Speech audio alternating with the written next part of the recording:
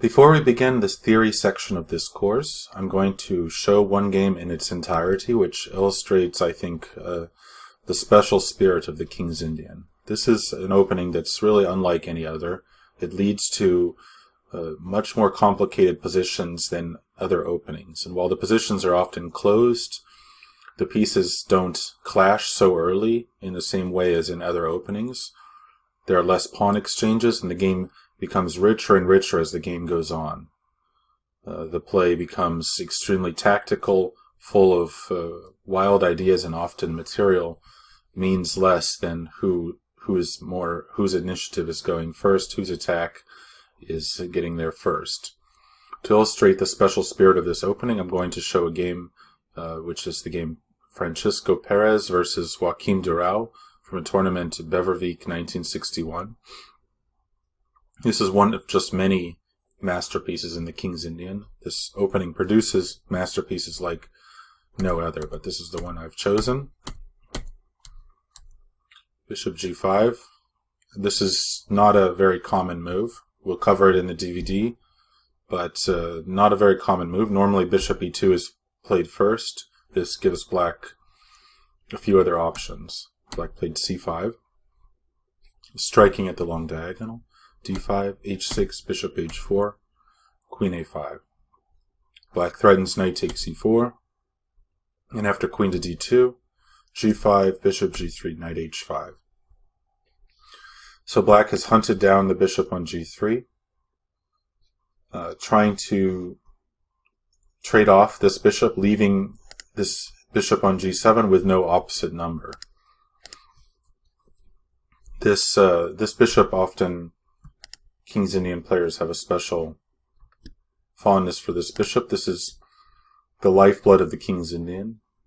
And even if it's blocked in, it also still often plays a major role in the health of the entire position.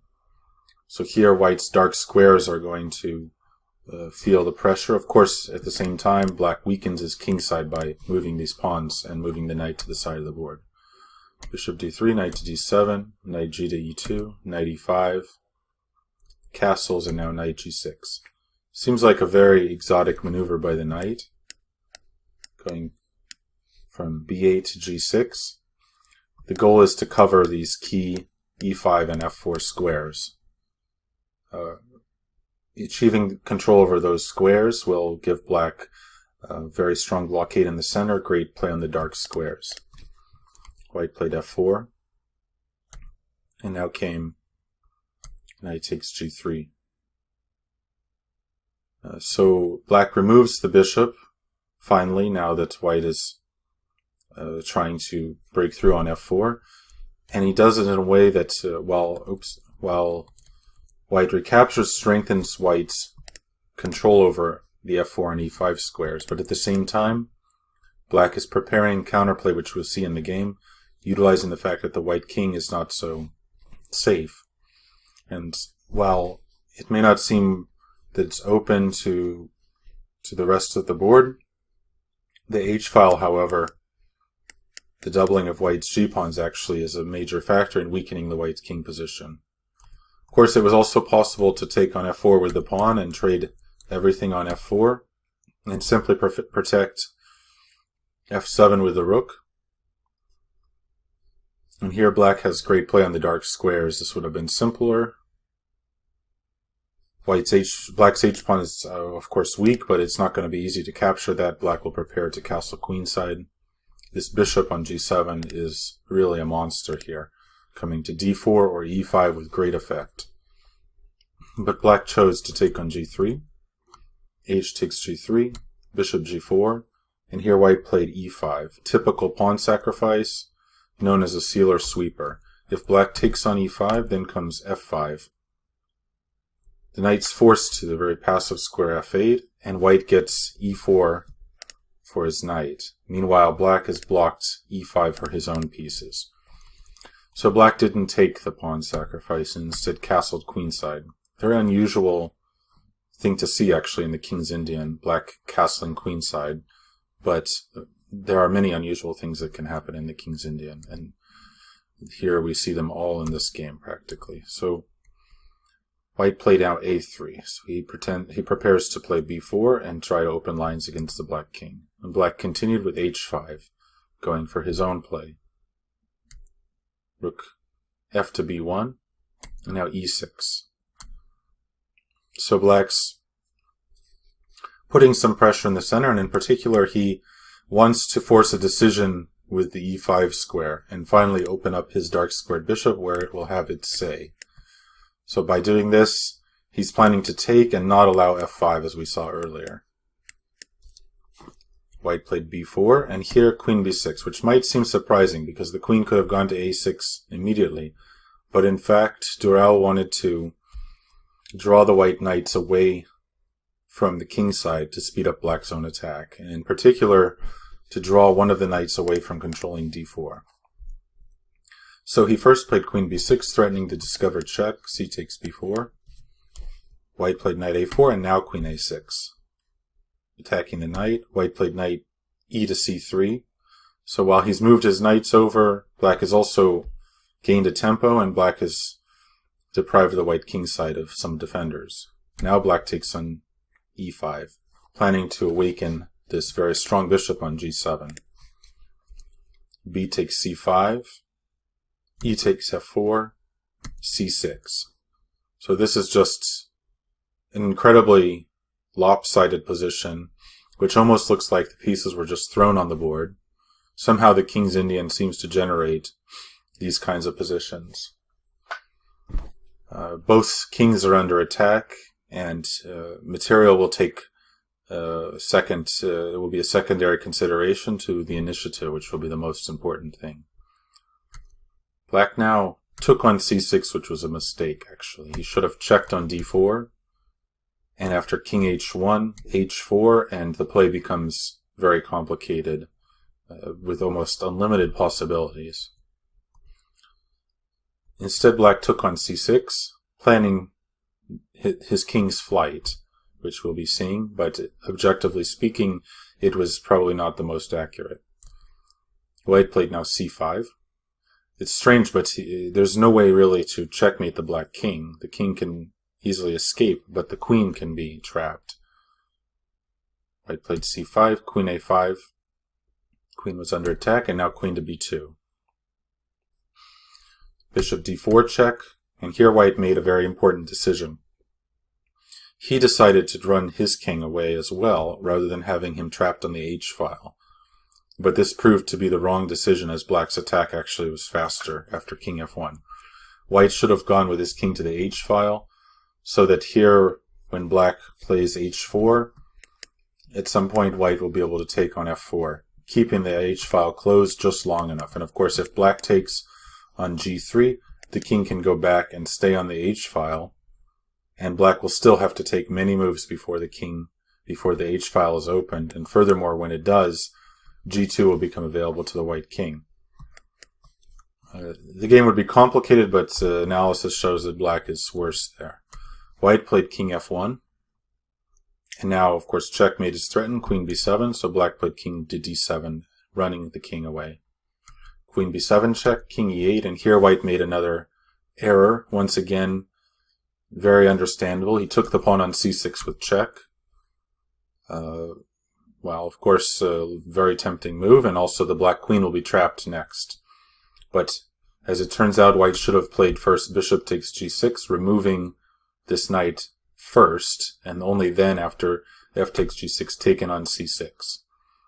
After king f8, rook b5, and the play would be similar to the game, except with this knight not on g6 would make some major differences, which would give white a better position than he got in the game, although very deep analysis that I once did showed that black was still okay there in those positions. After queen takes c6, however, it appears that white has no escape now. King f8, rook b5. This only thing that white can do is trap the black queen. Bishop takes g6 is too late because black would then take on c3, and white was not threatening checkmate on f7, unlike in the position with the queen on b7, so black doesn't have to recapture. Instead, the queen is now attains breathing room. Black doesn't lose the queen, and instead his attack comes first. So white played rook b5, and now knight e5. Black brings the knight in with tempo, hitting the white queen. A major difference that we see that white could have avoided. Queen b7, and here again still black's queen is trapped. Bishop takes c3, giving up the queen for 2 pieces would be ineffective because black's bishop would be diverted then to a5, and white would then play d6 and his pawns would break through. So instead, black ignored the fact that the queen is under attack and continued with his own attack on the white king by playing h4. Really wild position. White has to take the queen, nothing else is helping. Of course, capturing on h4 would just allow rook takes h4, when black would be already threatening checkmate on h1. So white used the tempo to take the queen. H takes g3. Also, by the way, if g takes f4, then h3 would be strong. When black is also breaking through with h2 coming. So white took the queen, h takes g3, threatening checkmate with rook h1, king e1. White plans to run with king to d2. So black prevented that with bishop e3, tightening the noose, threatening rook h1 check, bishop f1, knight to d3 checkmate, also threatening knight takes d3 simply first. So bishop f1 is the only defense. The white king has nowhere to run. Now came rook h1. Black continues creating threats. Knight to d3 now is the threat. White has to defend against that. Queen to b5. Only way to do it is with the queen. Rook to d1 would be no different than what happened. Now came f3. Black has no more. It seems like white's covering everything, but black now includes his pawns in the attack. f2, checkmate is the threat. And there's no good way to defend that, so white had to capture on f3, and now g2. So despite that black still being down the queen, now he'll get his queen back. So white has no attack on the black king and has to just capture things. So he took the bishop on g4, and black queened the pawn. Now black's only down a piece, but his attack is continuing to rage. Queen f2, followed by queen to d2 checkmate is the threat. So white played rook a2. And now came queen to g3 check.